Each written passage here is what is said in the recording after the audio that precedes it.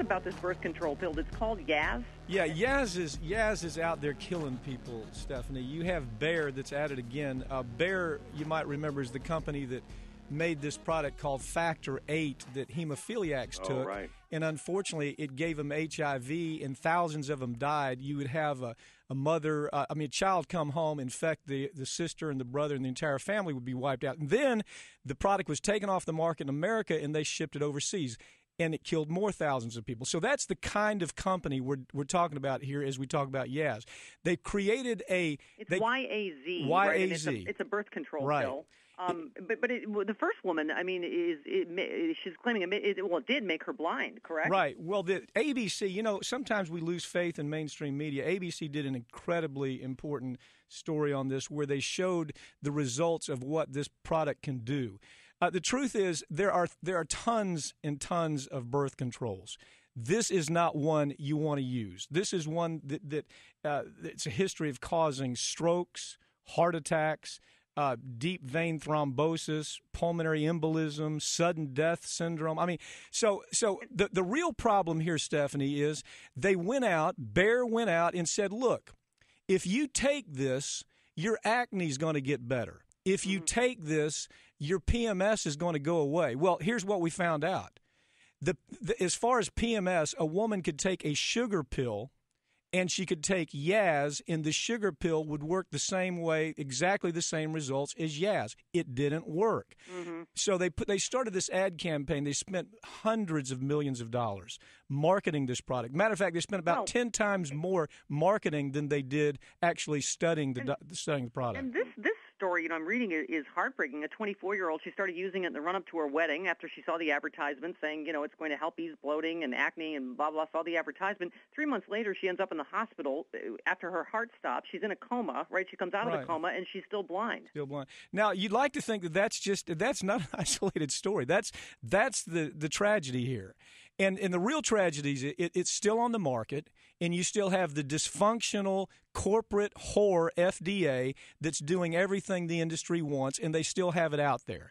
There's no reason in the world a person should be taking Yaz. But right now, it's the number one seller in America. Well, this is what happens, Mike, that's so heartbreaking with so many of these drugs that, you find out later, and this is why, as you know, there's these class action lawsuits. I mean, they're spending, they made more than $600 million in 2008 on this pill, so there's your answer. Yeah, they made $1 billion to be exact. Okay, sorry. And they're making about $2 billion a year since then.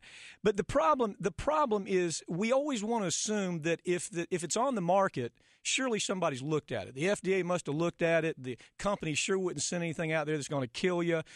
We got somebody. The doctors understand what's going on. None of that is true. If you're taking any medication nowadays, it is self-help because the damn Calvary ain't coming. Mm-hmm. You better find out it's been on the market a while. You better go online and find out what the adverse events are because government is not watching out for this whole thing.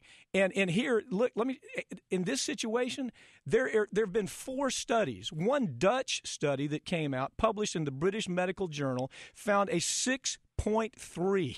That is a massive increase in venous thrombosis for people taking Yaz. Nevertheless, the FDA has not closed them down. They're still thinking about what they're supposed to do. And as they're thinking about as the FDA is thinking about what the hell they're supposed to do, we still have women coming in this office every week that have had strokes, that have had blood clots, that are seriously, seriously hurt by this product. And it's just another issue. These people screaming, we don't want government. Well, I can tell you, where the FDA is concerned, we don't have government. Well, I mean, and there's about 32 federal Yaz lawsuits right now currently pending. Oh no, there's 9,000. It's hit 9,000 now. I mean, the numbers are staggering, and the look. Some of them are gallbladder disease. Those are the less serious cases, but the real serious cases, people are dying, and FDA is sitting there acting like there's no problem here because what happens, the people that are making this decision to keep this product on the market, chances are they'll end up going to work for Bayer somewhere down the line. That's how the system works. And this is a company that, if you understand their history, it's deplorable. This is a company, they had to pay $257 million in a drug fraud fine. They've been hit with felony charges at least, on multiple occasions. So if you had a person like this, if this drug company, if we said this drug company's a person, and they had that kind of criminal conduct, that kind of history, we'd really be suspect of them. But FDA's business as usual. Mike, well, I got to say, the stuff that you work on, I mean, I always hear these talking points on the right about, frivolous lawsuits and tort reform. And, this is exactly the reason why we need, people like you, because like you say, how does a normal person fight bear by themselves when, they're knowingly putting drugs like this allegedly on the market, right? Well, it'd stay out there forever. The typical case like this, our law firm alone spends about $5 to $6 million just to get this thing launched before trial. And so if you have a person out there that is not that can't do that, it's a stacked deck. See what they want to do, what the U.S. Chamber of Commerce wants. They want to be able to pay silk stocking law firms. So they want to pay the guy that's working for Bayer as much as he wants. They want to say, look, you can pay him $10,000 an hour. We don't care.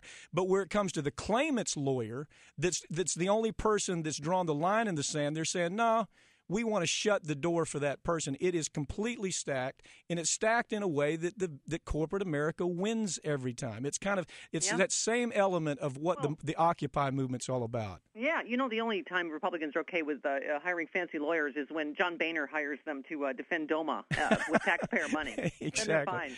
Yeah, exactly. So this is a horrible case. We're just now finding out more and more every day. I'm going to try the first case in January of this year. It's going to be tried in St. Louis.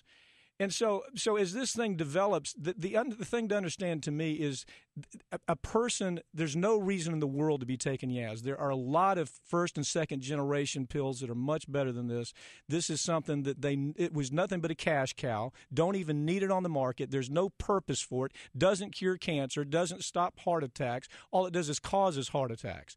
And so the point is, when a person goes to the doctor, most of the time they don't even know the questions to ask, because Bayer has done such a hell of a job promoting this product as if it's some kind of miracle pill. It's anything but. I may have to put you on retainer because I'm afraid that Lunesta might be eating my brain, but I'm not really certain yet. But just in case. Allegedly. I don't know. I'm being attacked by a marauding green butterfly.